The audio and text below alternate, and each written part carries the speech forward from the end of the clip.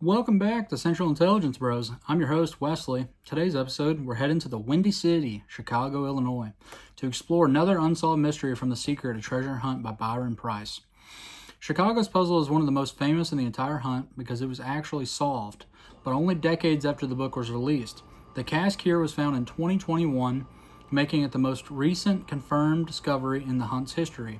But the story of how it was solved and the journey hunters took to get there is as fascinating as it is to find itself.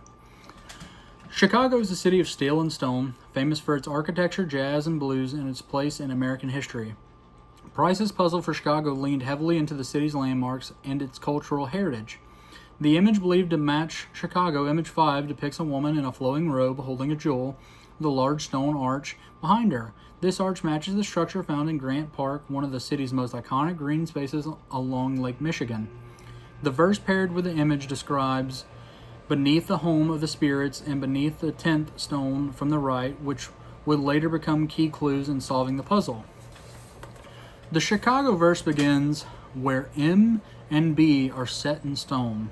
This was interpreted as reference to the initials of the park's designers and monuments. In Grant Park, the letters M and B appear on plaques and memorials, tying the verse directly to the location. The image also features a shape resembling the outline of the Illinois state map, and hidden within the artworks are clues pointing to Chicago's famous art institutes, Lions and Buckingham Fountain. The line beneath the home of the spirits was later understood to refer to the Spirit of Music monument in Grant Park. For years, hunters believed the cask was buried somewhere in or near Grant Park, but it wasn't until 2021 that the mystery was cracked. Working with the city and using ground-penetrating radar, a team pinpointed the location as being directly in front of the former location of the Spirit of Music monument.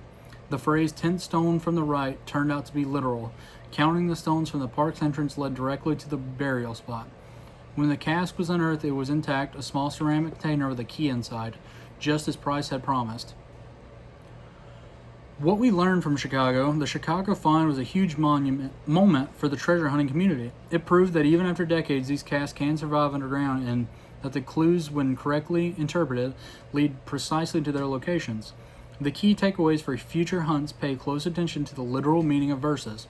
Study historical photographs to account for change in the landscape, and never underestimate how precisely Preiss integrated art and text into a single solution. Chicago Solve gives me hope that the remaining cast can be found. It also reinforces that Preiss designed these hunts to reward persistence and local knowledge. If Chicago could be solved nearly 40 years after it was buried, so can others. It's a testament to the enduring nature of this treasure hunt and to the hunters who refuse to give up. That's it for today's dive into the secret Chicago mystery, one of the rare puzzles that actually been solved. May it serve as both inspiration and a blueprint for future finds. Until next time, keep questioning everything.